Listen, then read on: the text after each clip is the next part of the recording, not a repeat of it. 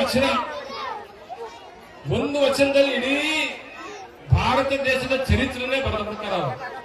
ಎಂತ ಅಂತಂದ್ರೆ, ಬಡತನ ಬಂದ್ರೆ ಬಡತನಕ್ಕೆ ಉಮ್ಮುವ ಚಿಂತೆ, ಬಡವರಾದ್ರೆ ಊಟ ಮಾಡಬೇಕು ಅನ್ನೋ ಚಿಂತೆ, ಬಡತನಕ್ಕೆ ಉಮ್ಮುವ ಚಿಂತೆ, ಉಣಲಾದರೆ ಇಡುವ ಚಿಂತೆ, ಇಡಲಾದರೆ ಎಂಡಿರ ಚಿಂತೆ, ಎಂಡಿರಾದರೆ ಮಕ್ಕಳ ಚಿಂತೆ, ಮಕ್ಕಳಾದರೆ ಬದುಕಿನ ಚಿಂತೆ, ಬದುಕಾದರೆ ಕೇಡಿನ ಚಿಂತೆ, ಕೇಡಾದರೆ ಮರಣದ ಚಿಂತೆ.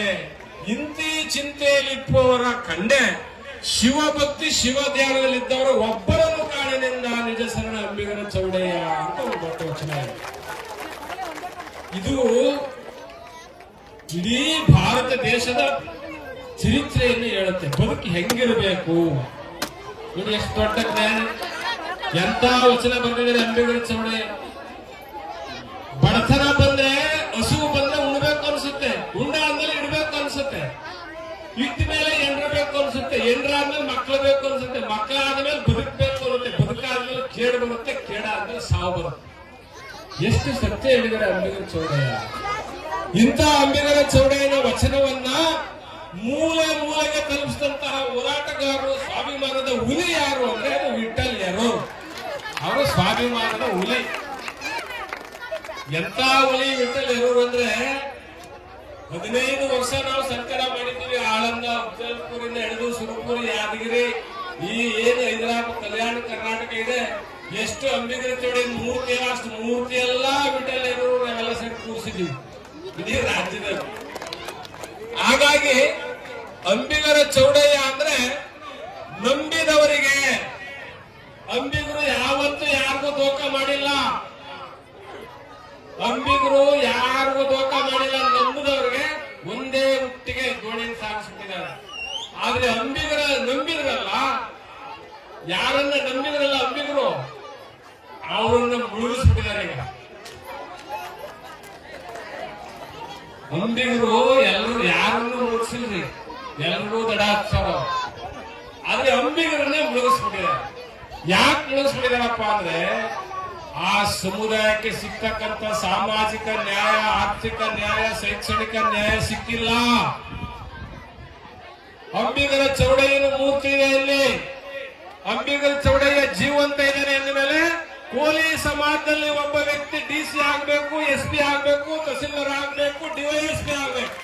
ಆಗ ಅಂಬಿಗರ ಚೌಡಯ್ಯ ಇಲ್ಲಿ ಜೀವಂತ ಇರ್ತಾರೆ.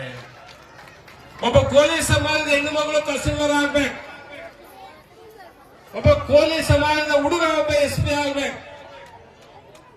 ಆಗ ಅಂಬಿಗರ ಚೌಡಯ್ಯ ಜೀವಂತ ಇರ್ತಾರೆ.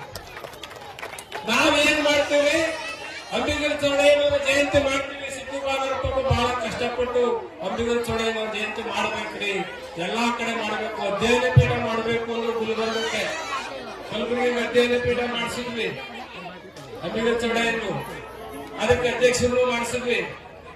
ಆದ್ರೆ ಅಂಬಿಗರ ಸಮಾಜ ಏನಿದೆ ಅದು ಹುಟ್ಟು ಸ್ವಾಭಿಮಾನದ ಸಮಾಜ. ಅದು ವಿಠಲ್ ಯರೂರವರು ಆಸ್ಪತ್ರೆ ದವಾಖಾನಲ್ಲಿದ್ದಾಗ ಅವರ ಜಿಂಬು ಕೆಳಗಡೆ ಏನ್ ಬರೆದಿಟ್ಟಿದ್ರಪ್ಪ ಅಂದ್ರೆ, ಖರ್ಗೆ ಸಾಹೇಬರು ನೋಡಕ್ ಹೋದ್ರು ಅವ್ರನ್ನ, ಎಷ್ಟೇ ಸೇರಿಸಬೇಕು ಅಷ್ಟೇ ಅಂತ ಒಂದು ಚೀಟಿ ಬರೆದ. ಎಂತ ದೊಡ್ಡ ಮನುಷ್ಯ, ಎಂತ ಸ್ವಾಭಿಮಾನದ ಹುಲಿ. ಇಂಥ ಸ್ವಾಭಿಮಾನದ ಹುಲಿ ವಿಠಲ್ ಯರೂರವರು ಇಡೀ ಕರ್ನಾಟಕದ ಮೂಲೆ ಮೂಲೆಗಳಲ್ಲಿ ಅಂಬಿಗರ ಚೌಡಯ್ಯನವರ ಜಯಂತಿ ಮತ್ತು ಅವರ ಪುತ್ಥಳಿಗಳನ್ನ ಕೂರಿಸಿ ಇವತ್ತು ಕೋಡ್ಲಾ ಗ್ರಾಮದಲ್ಲಿ ನಾವೆಲ್ಲ ಸೇರಿದ್ದೀವಿ. ಯಾಕೆ ಸೇರಿದೀವಪ್ಪ ಅಂದ್ರೆ, ಅಂಬಿಗರ ಚೌಡಯ್ಯ ಒಬ್ಬ ಮಹಾನ್ ದೊಡ್ಡ ಕ್ರಾಂತಿಕಾರಿ, ಸ್ವಾಭಿಮಾನಿ. ಎಲ್ಲಾ ಪ್ರಶ್ನೆಗಳನ್ನು ಪ್ರಶ್ನೆ ಮಾಡ್ತಿದ್ದ. ನೋಡಿ, ನಮ್ಮ ಲಿಂಗಾಯತ ಧರ್ಮದಲ್ಲಿ ನಾವು ಎಲ್ಲೋ ನಮಸ್ಕಾರ ಮಾಡಂಗಿಲ್ಲ ಗೌಡ್ರೆ. ನಮ್ಮ ರಾಜಶೇಖರ್ ಪಾಟೀಲ್ ಸಾರ್, ನಮ್ಮ ಲಿಂಗಾಯತ ಧರ್ಮದಲ್ಲಿ ನಾವೆಲ್ಲೋ ನಮಸ್ಕಾರ ಮಾಡಂಗಿಲ್ಲ. ನಮ್ಮ ಯಾಕೆಂದ್ರೆ ಲಿಂಗ ಇರ್ತಾರೆ. ಅದಕ್ಕೆ ಅಂಬಿಗರ ಚೌಡಯ್ಯ ಅವತ್ತಿನ ಕಾಲಕ್ಕೆ ಏನ್ ಹೇಳೋದು ಅಂದ್ರೆ, ಕಟ್ಟಿದ ಲಿಂಗವ ಬಿಟ್ಟು ಏನ್ ಮಾಡ್ತೀವಿ, ಕಟ್ಟಿದ ಲಿಂಗವ ಬಿಟ್ಟು ಬೆಟ್ಟದ ಮೇಲಿರುವ ಲಿಂಗಕ್ಕೆ ಹೊಟ್ಟೆಯನ್ನು ಅಡಿ ಮಾಡಿ ನಮಸ್ಕಾರ ಮಾಡುವ ಲಕ್ಷ ಮಂದಿಗೆ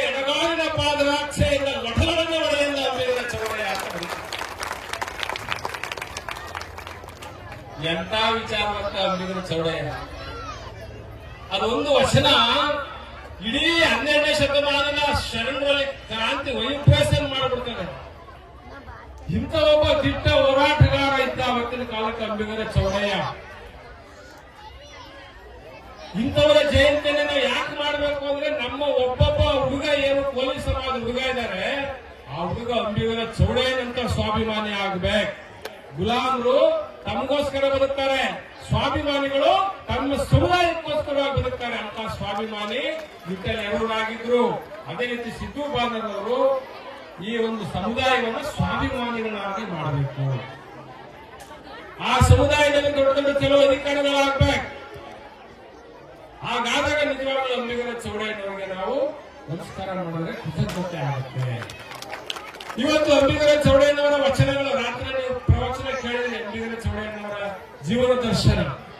ಅವ್ರು ಎಂತ ವಚನಗಳು ಬರೆದಿದ್ದಾರೆ. ಕಲ್ಲ ದೇವರ ಪೂಜೆ ಮಾಡಿ ಕಲಿಯುಗದಲ್ಲಿ ಕತ್ತೆಗಳಾಗಿ ಹುಟ್ಟಿದರು. ಮೊನ್ನೆ ದೇವರ ಪೂಜೆ ಮಾಡಿ ಮಾನೆಗೆಟ್ಟಿ ಹೋದರು. ಒಂದ ದೇವರ ಪೂಜೆ ಮಾಡಿ ವಲಸಿಗೆಟ್ಟಿ ಹೋದರು. ದೇವರನ್ನು ಪೂಜಿಸಿ ಸ್ವರ್ಗಕ್ಕೆ ಹೋದನೆಂಬುವನ್ನು ಕರೆತಂದು ತಲೆಯನ್ನೇ ಬೋಳಿಸಿ ಕುಮಾರಗುಂಡೆಯ ಮನೆ ಕತೆ ತಂದು ಮಾದಾರ ಚೆನ್ನಯ್ಯನ ಮನೆ 12 ಜೊತೆ ಹಳೆಯ ಕಣದಲ್ಲಿ ಶುದ್ಧವಾಗಿ ಹೊಡೆಯಲ್ಲ ಅಂಬಿಗರ ಚೌಡಯ್ಯ ಅಂತ ವಚನ ಬಂದಿದ್ದಾರೆ. ಏನ್ರಿ ವಚನ ಅದು? ಎಂತ ವಚನ ಅದು? ಅದ್ಭುತವಾದಂತ ವಚನ. ಏನು 12ನೇ ಶತಮಾನದ ಬಸವಾದಿ ಶರಣರ ವಚನಗಳಲ್ಲಿ ಅಂಬಿಗರ ಚೌಡಯ್ಯನವರ ವಚನ ಹರಿತವಾದ ತಲವಾರ್ ಖಡ್ಗ ಇದ್ದಾಗೆ. ಅಂತ ದೊಡ್ಡ ವಚನಕಾರ ಅಂಬಿಗರ ಚೌಡಯ್ಯ. ಇಂಥ ಅಂಬಿಗರ ಚೌಡಯ್ಯನವರ ಜಯಂತಿಯನ್ನು ನಾವು ಮಾಡಬೇಕಾದ್ರೆ ನಮ್ಮ ಎಲ್ಲ ವೇದಿಕೆಗಳಿರ್ತಕ್ಕಂಥ ಎಲ್ಲ ಗಣ್ಯಾತಿ ಗಣ್ಯರು ಬಂದಿದ್ದಾರೆ. ಅವರ ಆಶೆ ಏನಂದ್ರೆ ಈ ಸಮುದಾಯಗಳು ಮುಂದೊಂದು ದಿನ ಆಳುವ ಸಮುದಾಯಗಳಾಗಬೇಕು. ಆಳುವ ಸಮುದಾಯ ಆದ್ರೆ ಅಧಿಕಾರ ಇರುತ್ತೆ. ಆಳುವ ಸಮುದಾಯ ಇಲ್ಲ ಅಂದ್ರೆ ಅಧಿಕಾರಗಳು ಬಿಡಪ್ಪ ಹೋಗಿ ಕೂತ್ಕೊಂಡು ಬಿಡಪ್ಪ. ಆಳುವ ಸಮುದಾಯ ಮಾಡ್ಲಿಕ್ಕೋಸ್ಕರನೇ ಈ ಸಮುದಾಯವನ್ನು ಎಷ್ಟಿಗೆ ಸೇರಿಸಬೇಕು ಅಂತ ಬಸವರಾಜ ಬೊಮ್ಮಾಯಿ ಅವರು ಮಾನ್ಯ ಮುಖ್ಯಮಂತ್ರಿಗಳು ಅವತ್ತಿನ ಕಾಲದಲ್ಲೇ ಅದನ್ನ ಸೆಂಟ್ರಲ್ ಗವರ್ಮೆಂಟ್ ಕಳಿಸಿದ್ರು. ಮತ್ತೆ ವಾಪಸ್ ಬಂದಿದೆ. ಅದೇನು 49 ಪರ್ಯಾಯ ಪೆಂಡಿಂಗ್ ಆಗಿದೆ. ನೀವೆಲ್ಲ ಜೋರಾಗಿ ಚಪ್ಪಾಳೆ ಹೊಡೀರಿ. ಈ ಸಾರಿ ಆದ್ರೂ ಸನ್ಮಾನ್ಯ ನರೇಂದ್ರ ಮೋದಿ ಅವರ ಏನು ಕ್ಯಾಬಿನೆಟ್ ಇದೆ ಅಲ್ಲಿಗೆ ಕಳಿಸ್ಕೊಟ್ಟು ಎಷ್ಟಿಗೆ ಸೇರಿಸಿದ್ರೆ ಈ ಕೋಲಿ ಸಮಾಜದಲ್ಲಿ 6 ಜನ MLA-ಗಳಾಗ್ತಾರೆ. 6 ಜನ. ಈಗ ಎಷ್ಟು ಜನ ಇದ್ದಾರೆ? ಒಬ್ರು ಇಲ್ಲ. ಯಾಕಿಲ್ಲ ಅಂದ್ರೆ ಈ ಸಮುದಾಯಕ್ಕೆ ಸಿಗ್ತಕ್ಕಂಥ ಸ್ಥಾನಮಾನಗಳು ಸಿಕ್ಕಿಲ್ಲ. ಅದಕ್ಕೋಸ್ಕರ ಅಂಬಿಗರ ಚೌಡಯ್ಯನವರ ಜಯಂತಿ ಮಾಡುವ ಮುಖಾಂತರ ಕೋಡ್ಲಾ ಗ್ರಾಮದಲ್ಲಿ ಒಂದು ದೊಡ್ಡ ಕ್ರಾಂತಿ ಆಗ್ಬೇಕು. ಅದ್ಯಾವ ಕ್ರಾಂತಿ ಆಗ್ಬೇಕಂದ್ರೆ ಜ್ಞಾನದ ಕ್ರಾಂತಿ ಆಗ್ಬೇಕು. ಜ್ಞಾನ ಬರಬೇಕು, ವಿಚಾರ ಬರಬೇಕು, ವಿಜ್ಞಾನ ಬರಬೇಕು, ಪ್ರಶ್ನೆ ಮಾಡಬೇಕು. ಆಗ ನಿಜವಾಗ್ಲೂ ಅಂಬಿಗರ ಚೌಡಯ್ಯನವರು ಇದು ಜೀವಂತ ಇರ್ತಾರೆ. ಅಂತ ಅಂಬಿಗರ ಚೌಡಯ್ಯನವರ ವಚನಗಳನ್ನ ನಾವು ಅಧ್ಯಯನ ಮಾಡಬೇಕು. ನಮ್ಮ ಹೆಣ್ಮಕ್ಳು ಹೆಚ್ಚು ಅಧ್ಯಯನ ಮಾಡಿದ್ರೆ ಖಂಡಿತವಾಗ್ಲೂ ದೊಡ್ಡ ದೊಡ್ಡ ಚಲೋ ಅಧಿಕಾರಿಗಳಾಗ್ಬಿಡ್ತೀವಿ. ಅಷ್ಟು ಅದ್ಭುತವಾದಂತ ವಚನಗಳನ್ನ ಅವರು ಬರೆದಿದ್ದಾರೆ. ಇಂಥ ವಚನವನ್ನ ನೀವು ಮನಸ್ಸಲ್ಲಿ ಇಟ್ಟುಕೊಂಡು ಅಧ್ಯಯನ ಮಾಡಿ ಪ್ರತಿದಿನ ಒಂದೊಂದು ವಚನ ಪಠನ ಮಾಡಿದ್ರೆ ಸಾಕು. ಗುರು ಅಂದ್ರೇನು, ಲಿಂಗ ಅಂದ್ರೇನು, ಜಂಗಮ ಅಂದ್ರೇನು, ಪಾದ